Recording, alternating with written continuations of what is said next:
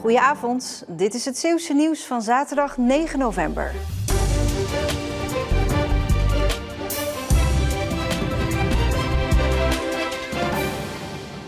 De woningbouw in de gemeente Veeren wordt vertraagd omdat er afspraken moeten worden gemaakt over spuitvrije zones. Dat zijn stroken van 50 meter breed waarin boeren geen landbouwgif mogen gebruiken om de gezondheid van omwonenden te beschermen. In het kader van die gezondheid van de bewoners moet je dus in die zone niet bouwen.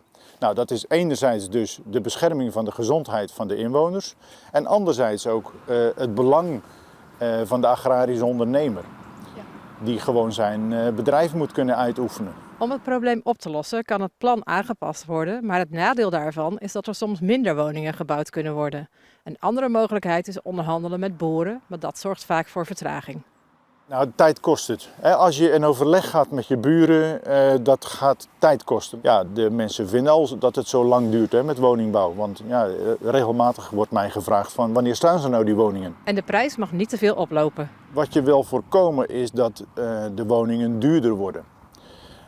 Dus als je meer grond bij moet kopen, dan heb je kans dat het plan en daarmee de woningen ook weer duurder worden. De spuitvrije zones worden alleen opgelegd bij nieuwbouwwoningen. Bij bestaande woningen mogen boeren hun percelen blijven bespuiten. Vanavond vertegenwoordigt rapper Sykes onze provincie bij het Regio Songfestival met het nummer Oceaan. Het Regio Songfestival is vanaf 8:30 te zien bij Omroep Zeeland. De fans zijn al onderweg. Vertel even, hoe gaat hij het doen, denk je? Winnen. Ja? Ja, publieksprijs sowieso en misschien nummer 1. Goed naar elkaar luisteren en goed ons best doen. 113 Zeeuwse jonge brandweerlieden nemen het een dag lang tegen elkaar op bij Delta Park Neeltje Jans. Goedemorgen, ik heb een melding gekregen van een levende bruinvis op het strand. Hoeveel mensen heb je?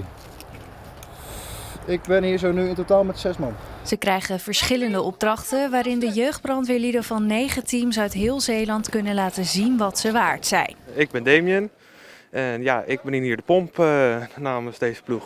Ik ben nummer 4. Ik zorg samen met nummer 3 voor de waterwinning. Ik ben 1, dus dat is het leidende nummer eigenlijk van 2. Van het vullen van zandzakken tot het blussen van een elektrisch busje, alles komt voorbij.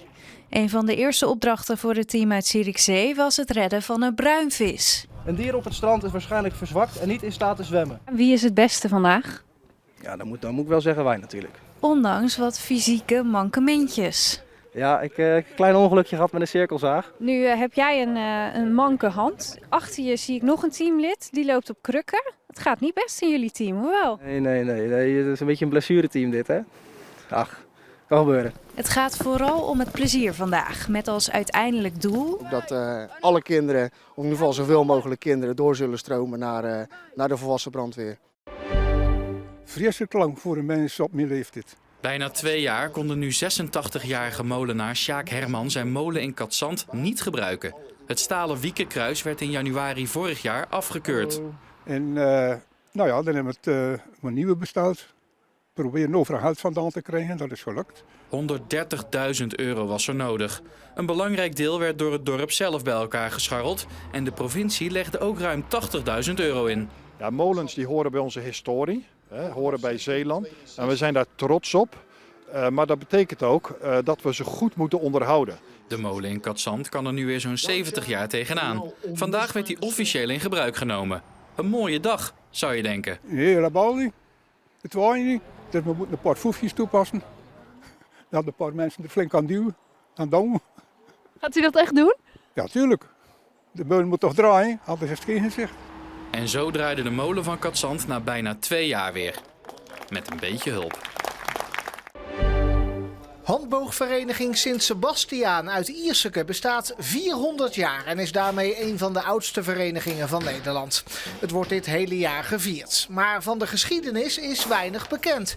En dat heeft een reden. In Ierseke is ooit brand geweest en het archief is verloren gegaan. Hoe weet u dan toch zo zeker dat het al meer dan 400 jaar bestaat? Ja, we hebben een schildje daarvan, van 1624. Dus dan is het dit jaar 400 jaar. Binnen de vereniging geloven ze trouwens dat Sint Sebastiaan nog ouder is. Want wie zegt dat het schildje precies in het oprichtingsjaar is gemaakt?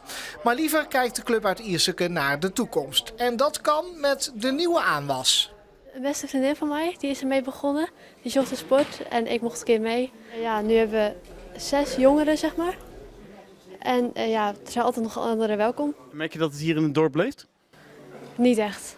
Want ik wist het eerst ook helemaal niet dat het hier was, zeg maar. Het was echt puur door die vriendin dat ik het door had.